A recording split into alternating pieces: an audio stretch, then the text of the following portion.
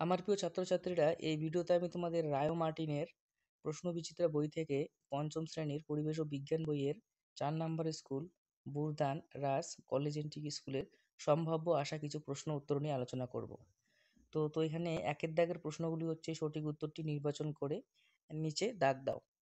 তো এখানে 1 নম্বর প্রশ্নটি হচ্ছে প্রদত্তগুলির মধ্যে কোন জেলাটি মালভূমি অঞ্চলে পড়ে? কলকাতা, নদিয়া না বাঁকুড়া? তো এর উত্তর হবে বাঁকুড়া। এরপর 2 নম্বর প্রশ্নটি হচ্ছে গঙ্গা নদী মিশেছে বঙ্গোপসাগর, আরব সাগর না প্রশান্ত মহাসাগরে? তো এর উত্তর হবে বঙ্গোপসাগরে।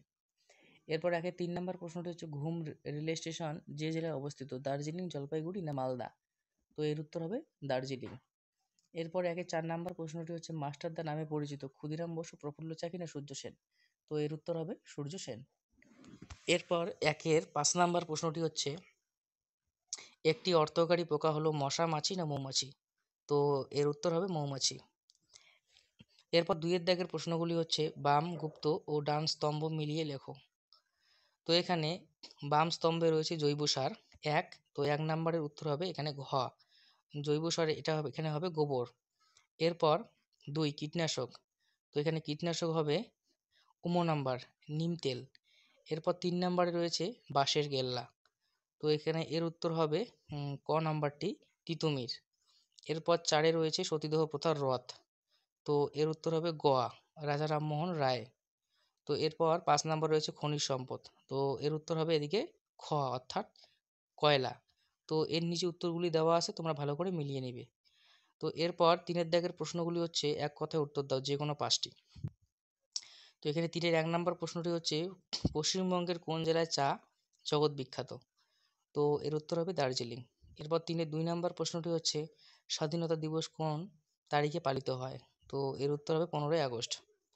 এরপর 3 নম্বর প্রশ্নটি হচ্ছে কোন নদের উপর ডিভিসি বাঁধ নির্মিত?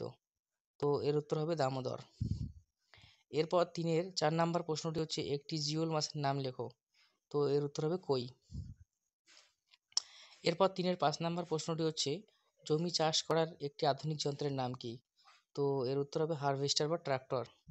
এরপর 6 নম্বর প্রশ্নটি হচ্ছে গ্রীষ্মকালে চাষ হয় এমন একটি ফসলের নাম লেখো। তো এর উত্তর হবে তরমুজ। এরপর 4 দাগের প্রশ্নগুলি হচ্ছে নিচের বাক্যগুলি সত্য অথবা মিথ্যা লেখো।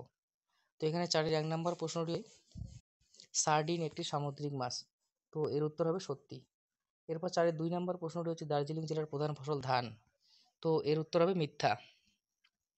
এরপর 3 নম্বর প্রশ্নটি হচ্ছে আদিম যুগে পুরুষরা ঘর সামলাতো আর মেয়েরা শিকার করত, তো এর উত্তর হবে মিথ্যা। এরপর 5 দাগের প্রশ্নগুলি হচ্ছে নিচের প্রশ্নগুলির উত্তর দাও যে কোনো একটি। তো এখানে 1 নম্বর প্রশ্নটি হচ্ছে ডিভিসির পুরো নাম কি? তো এর উত্তর হবে দামোদর ভ্যালি কর্পোরেশন। এরপর 2 নম্বর প্রশ্নটি হচ্ছে বর্তমানে ধান খেতে মাছ পাওয়া যায় না কেন? তো এর উত্তর হবে জমিতে রাসায়নিক সার ও কীটনাশক ছড়ানোর জন্য বর্তমান ধান খেতে মাছ পাওয়া যায় না। এরপর 3 নম্বর প্রশ্নটি হচ্ছে পরিবেশ দিবস পালনের প্রয়োজনীয়তা কি? তো এর উত্তর হবে পরিবেশকে দূষণমুক্ত রাখা ও বৃক্ষরোপণের মাধ্যমে পরিবেশের সবুজায়ন করা ও জনসাধারণকে পরিবেশ সম্পর্কে সচেতন করা ও পরিবেশের সুস্থি বজায় রাখা ইত্যাদি। তো আমার প্রিয় ছাত্রছাত্রীরা, এই ছিল আজকের কিছু গুরুত্বপূর্ণ প্রশ্ন উত্তর।